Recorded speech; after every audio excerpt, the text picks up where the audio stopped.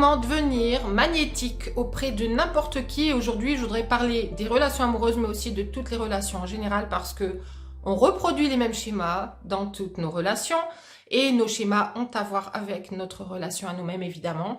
On va voir ça tout de suite et on va voir surtout comment donc devenir une personne qui est magnétique plutôt qu'une personne qui attend d'être vue, qui attend d'être remarquée, qui attend d'être aimée, qui attend qu'on lui propose enfin quelque chose. Parce que à divers degrés, c'est ce que je vois pour mes clientes, c'est que quand il y a des blessures à l'intérieur, quand il y a des blessures de l'enfant intérieur qui a été blessé il y a très longtemps, eh bien, dès lors que on va ressentir dans une relation que on donne beaucoup plus que ce qu'on reçoit, quand on attend que quelqu'un nous propose une sortie, que quelqu'un nous propose de nous revoir, quand on propose de se voir et puis que la personne ne donne pas de nouvelles en face, eh bien, il peut y avoir cet enfant intérieur qui est blessé, qui va s'animer d'un coup, qui va réagir.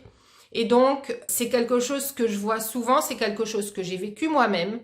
Et ce que je retrouve, c'est en fait ce féminin obscur, ce sont ces émotions qui montent à la surface et qui peuvent nous donner l'impression qu'en fait, on n'a pas assez de valeur pour qu'on fasse attention à nous. Et en fait, ça peut amener de la colère dans un premier temps, mais cette colère est basée sur de la tristesse profonde à l'intérieur. Je vais vous donner un exemple.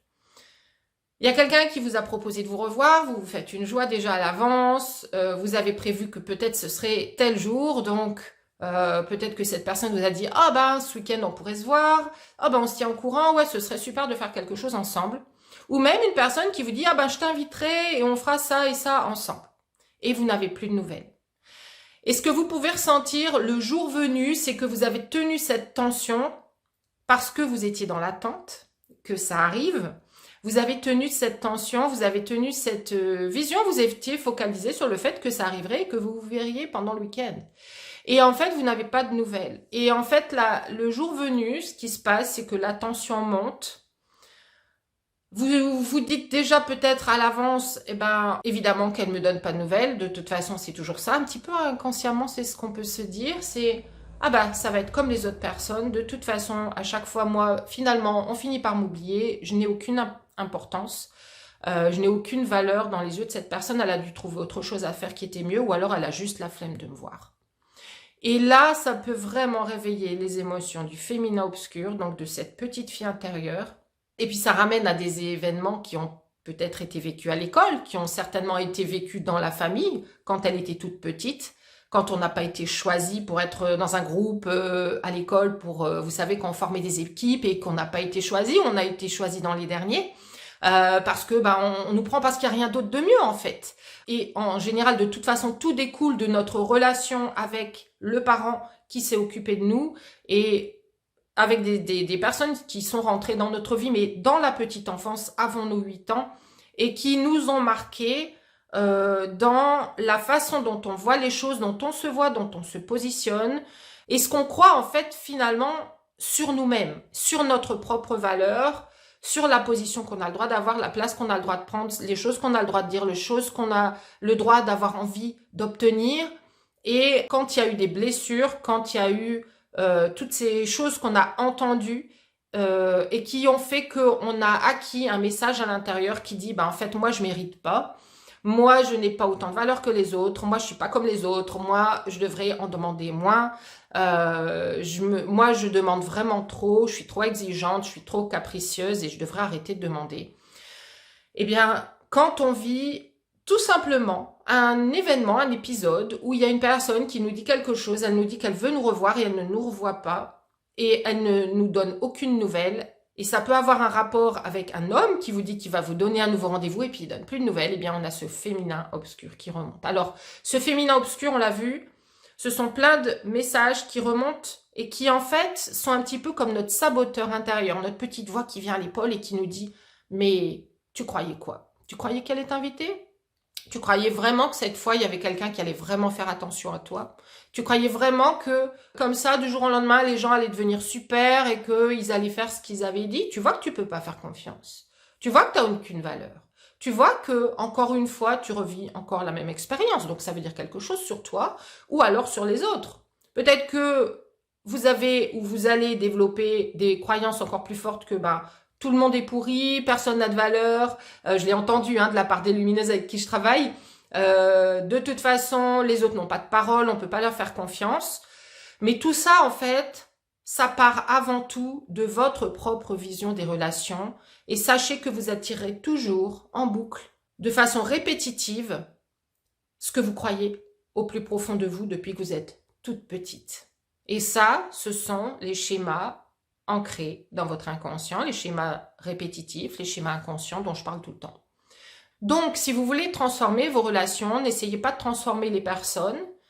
Vous pouvez expliquer évidemment ce que vous attendez d'elles et comme vous avez été déçu et que vous auriez voulu qu'ils donnent des nouvelles et qu'ils vous auraient voulu qu'au moins ils vous disent « Ah ben en fait finalement je veux pas le faire et je te dis pourquoi ».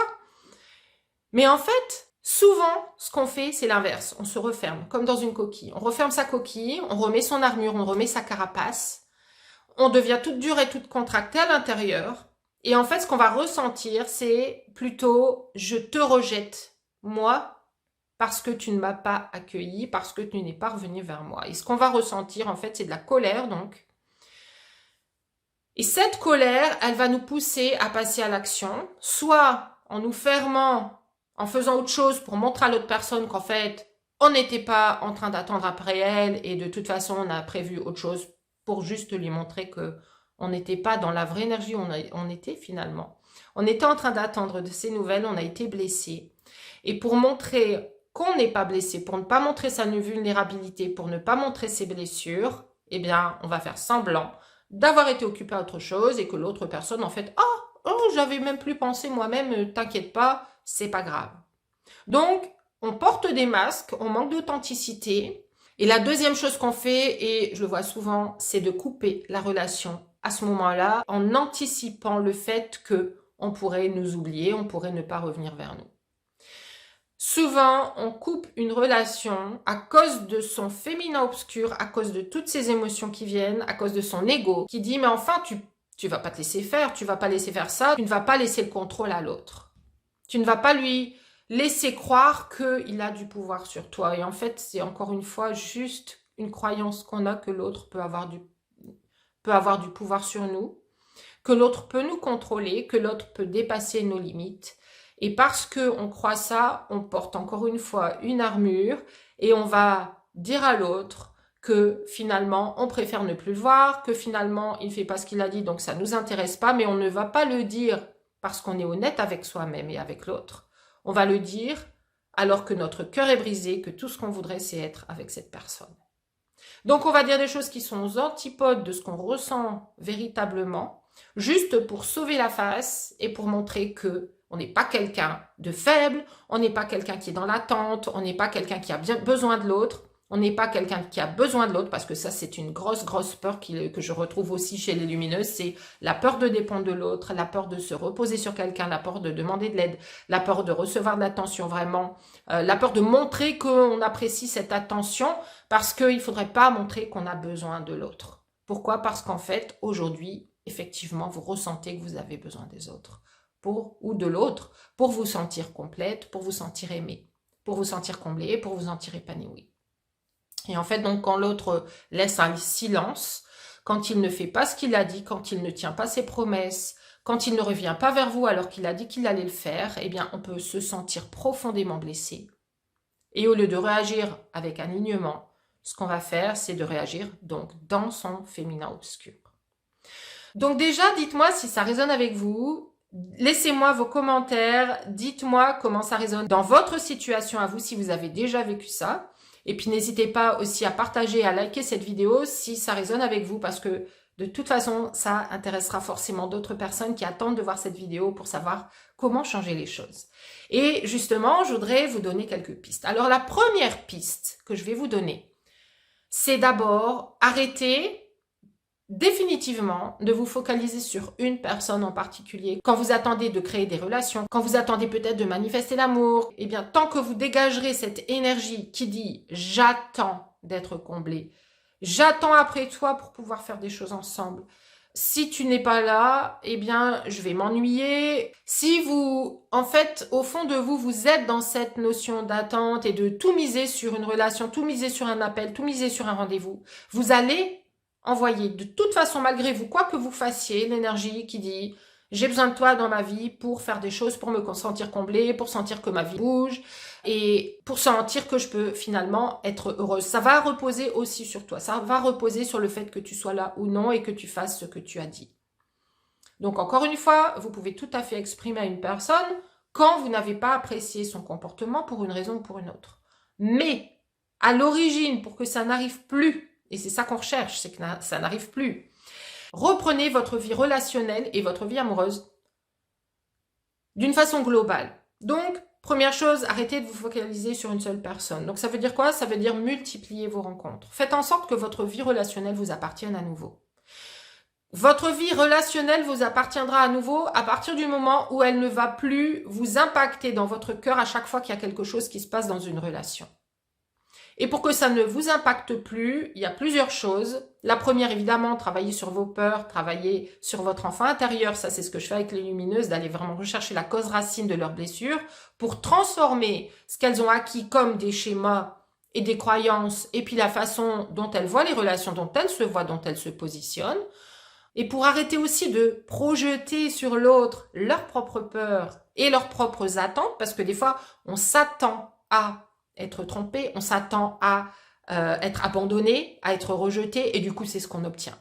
Donc, arrêtez d'attendre ce qu'on ne veut pas, en se focalisant dessus aussi. Je ne vais pas m'éparpiller de trop, mais reprendre le contrôle de votre vie relationnelle, ça passe donc par arrêter d'être dans l'attente, multiplier les autres rencontres, arrêtez de vous focaliser sur une seule personne et remettre vous-même de l'énergie, du mouvement, des choses super intéressantes dans votre vie, qui vous intéressent, qui vous passionnent et qui font que vous vous sentez rempli, que vous vous sentez riche. Parce que, tiens, la semaine dernière, j'ai fait une sortie, j'ai appris toutes sortes de choses. Peut-être que j'ai vu qu'il y avait un super concert d'Igan et je suis allée et je me suis régalée à ce concert. Et parce que je suis sortie seule, eh bien, je me suis donné aussi la chance de rencontrer des personnes et de discuter avec elles. C'est en fait arrêter d'attendre qu'on soit là pour vous accompagner à faire les choses. Et arrêtez d'attendre qu'on vous choisisse. Commencez à choisir vous-même ce que vous voulez mettre dans votre vie et multipliez les chances que ça se manifeste pour vous. En sortant, en bougeant et donc en arrêtant d'être juste dans une attente, mais au lieu d'attendre, qu'est-ce que vous pouvez faire pour enrichir votre vie dès maintenant par vous-même, sans que ça dépende d'un appel, sans que ça dépende de quelqu'un qui va vous montrer qu'effectivement il fait attention à vous. Parce que le magnétisme, le fait d'attirer les autres, vous savez quand vous êtes attiré vous-même par quelqu'un, quel profil nous attire finalement? Ce sont les profils de personnes qui sont riches elles-mêmes, qui ont tellement de choses à partager, qui ont vécu des choses, qui sont passionnées par plein de choses et qui s'appartiennent à elles-mêmes finalement. Elles n'attendent pas la validation. Les personnes qui nous attirent, ce sont des personnes qu'on sent rayonner quelque chose de l'intérieur vers l'extérieur. Et donc, ça n'a rien à voir avec la personnalité elle-même. Vous n'avez pas une mauvaise personnalité. Il n'y a rien qui manque à l'intérieur de vous. Tout ce qui manque, c'est de vous rendre compte de la richesse de qui vous êtes. Et quand vous vous en rendrez vraiment compte, quand vous saurez que vous êtes complète comme vous êtes, quand vous saurez que vous avez tout ce qu'il faut à l'intérieur, quand vous vous sentirez vraiment bien avec vous-même dans votre relation à vous, c'est-à-dire que vous allez devenir votre meilleure amie. C'est ce que deviennent les lumineuses pour elles-mêmes quand elles rentrent dans mes programmes, ou en coaching privé, ou en transformation rapide. Elles deviennent la meilleure amie qu'elles pourraient avoir, ou qu'elles auraient pu avoir depuis toujours. Elles deviennent aussi le parent pour leur enfant intérieur, le parent aimant, qui va vraiment écouter, être attentif, faire toute la place et aimer pleinement l'enfant intérieur, avec ses émotions, avec tout ce que l'enfant vient dire quand vous réagissez dans votre féminin obscur. C'est que votre enfant intérieur tire une sonnette d'alarme et vous n'écoutez pas la sonnette d'alarme.